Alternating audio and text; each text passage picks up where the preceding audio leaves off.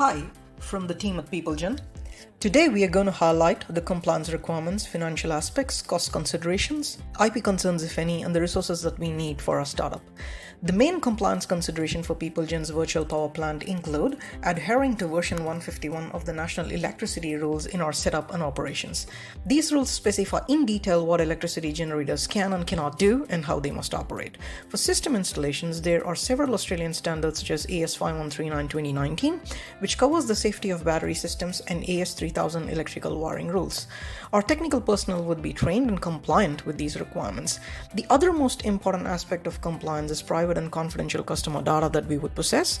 This data will be secured with the highest standards of IT security, and we will make sure to comply with all APRA standards. PeopleGen requires several resources to launch and run the business.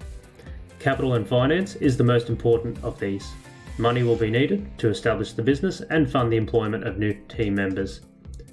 Financial resources will be needed to develop and deploy our virtual power plant control software. Our battery funding option for customers will require financing, and registering as a generator is also very cost intensive. Establishing our input supply chains, including purchase of product stock, will need financing, and marketing and travel will also need an infusion of cash. The second main resource needed is physical locations. We will need an office space for design, marketing and customer service, warehousing for product stock, and we will need a server hosting location for the virtual power plant. All these locations will require utilities such as electricity, water and telecommunications. IT infrastructure will be needed to run the virtual power plant and the business in general. Another key resource we'll need is additional personnel such as marketing, legal, accounting, installation or technical, and customer service staff. We will finally need to establish a base of plant and physical assets, including vehicles, tools, and other plant.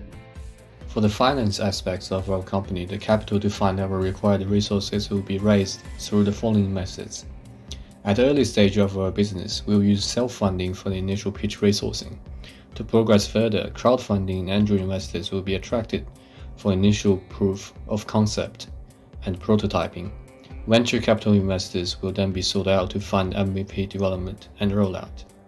After successfully launching our MVP into the market, we will turn to financial institutions for further business expansions and eventually go public by launching an IPO to attract individual and institutional investors. Our operating costs include rent of physical facilities, salaries of our employees, consumables such as fuel, utilities and water, insurance costs, marketing and business development, and product development. The operating costs will be managed by a budget which will be allocated to each department, and this will be strictly monitored by the COO and CFO, and prioritization of funding will be determined by the head of departments and directors. We have two main revenue streams. Firstly, energy generation from the virtual power plant. So the solar and battery systems will be used to sell energy into the national electricity market, and the company will offer different options to customers based on the percentage financing that PeopleGen undertakes.